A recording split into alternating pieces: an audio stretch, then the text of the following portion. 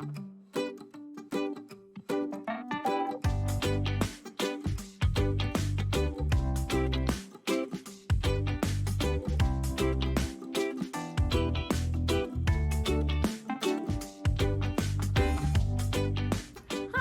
welcome to Farm to Book Storytime with Spoons Across America. I'm Miss Quinn, and today we'll be reading Too Many Tamales by Gary Soto and Ed Martinez. Snow drifted through the streets, and now that it was dusk, Christmas trees glittered in the windows.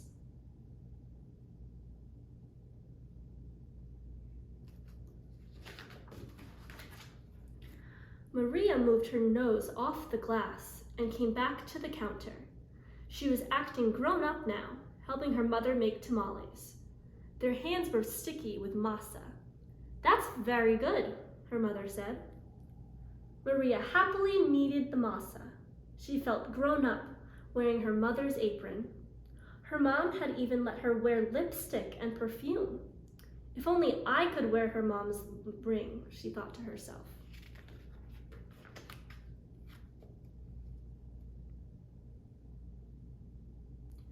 Maria's mother had placed her diamond ring on the kitchen counter.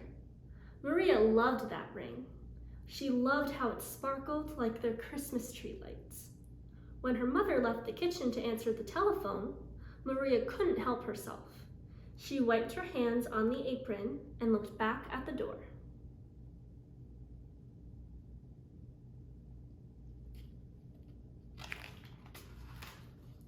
"I'll wear the ring for just a minute," she said to herself. The ring sparkled on her thumb.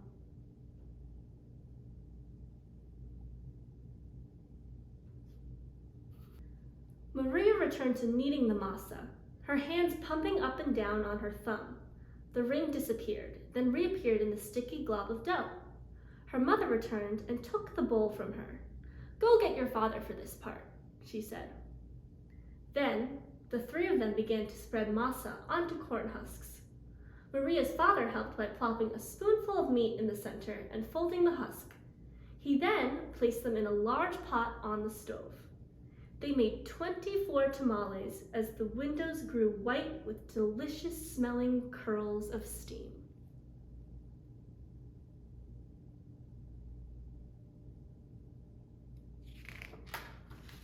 A few hours later, the family came over with armfuls of bright presents. Her grandparents, her uncle and aunt, and her cousins Dolores, Teresa, and Danny. Maria kissed everyone hello. Then she grabbed Dolores by the arm and took her upstairs to play, with the other cousins tagging along after them.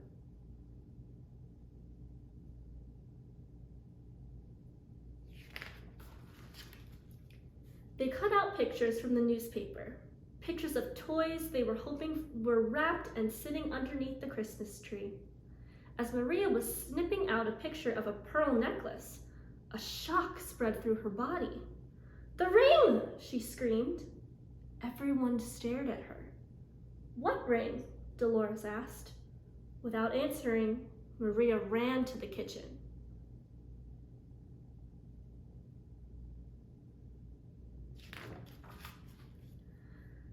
The steaming tamales lay piled on a platter. "The ring is inside one of the tamales," she thought to herself. "It must have come off when I was kneading the masa." Dolores, Teresa, and Danny skidded into the kitchen behind her. "Help me!" Maria cried. They looked at each other. Danny piped up first. "What do you want us to do?" "Eat them," she said. "If you bite something hard, tell me."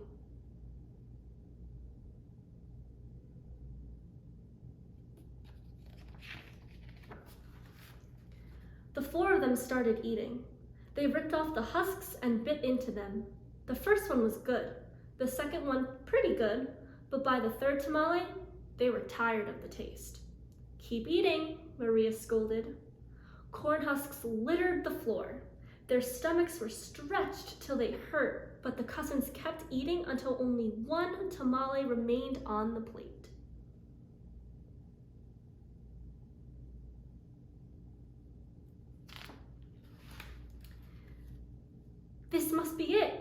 she said. "The ring must be in that one. We'll each take a bite. You first, Danny." Danny was the youngest, so he didn't argue. He took a bite. Nothing.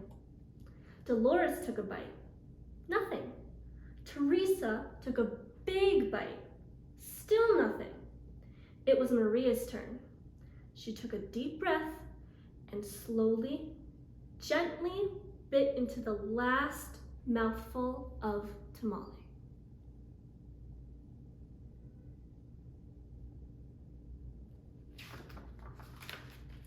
Nothing!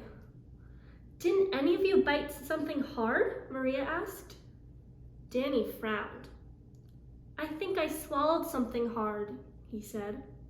"Swallowed it?" Maria cried, her eyes big with worry. She looked inside his mouth. Teresa said, "I didn't bite into anything hard, but I think I'm sick." She held her stomach with both hands. Maria didn't dare to look into Teresa's mouth. She wanted to throw herself onto the floor and cry. The ring was now in her cousin's throat, or worse, his belly. How in the world could she tell her mother? "But I have to," she thought.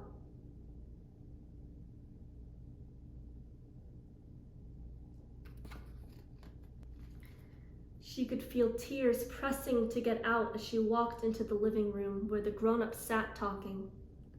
They chattered so loudly that Maria didn't know how to interrupt. Finally, she tugged on her mother's sleeve.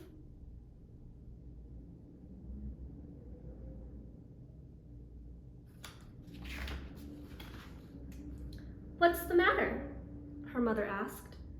She took Maria's hand. "I did something wrong," Maria sobbed. "What?"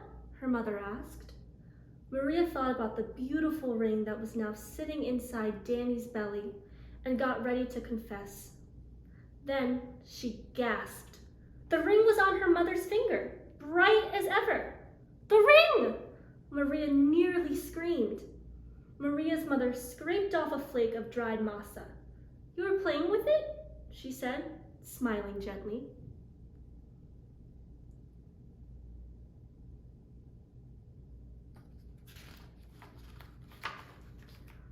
"I wanted to wear it," Maria said, looking down at the rug.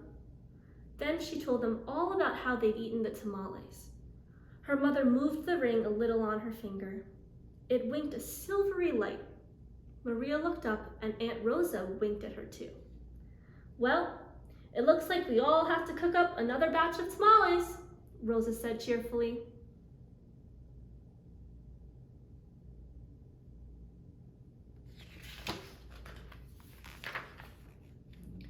Maria held her stomach full as everyone filed into the kitchen, joking and laughing. At first, she still felt like crying as she kneaded a great bowl of masa next to Aunt Rosa. As she pumped her hands up and down, a leftover tear fell from her eyelashes into the bowl and for just a second rested on her finger, sparkling like a jewel. Then Rosa nudged her with her elbow and said, "Hey, Nina, it's not so bad. Everyone knows that the second batch of tamales always tastes better than the first, right?" When Dolores, Teresa, and Danny heard that from the other side of the room, they let off a groan the size of 24 tamales.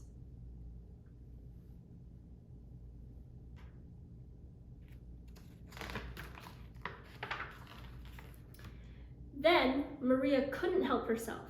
She laughed, and pretty soon everyone else was laughing, including her mother. And when Maria put her hands back into the bowl of masa, the leftover tear was gone.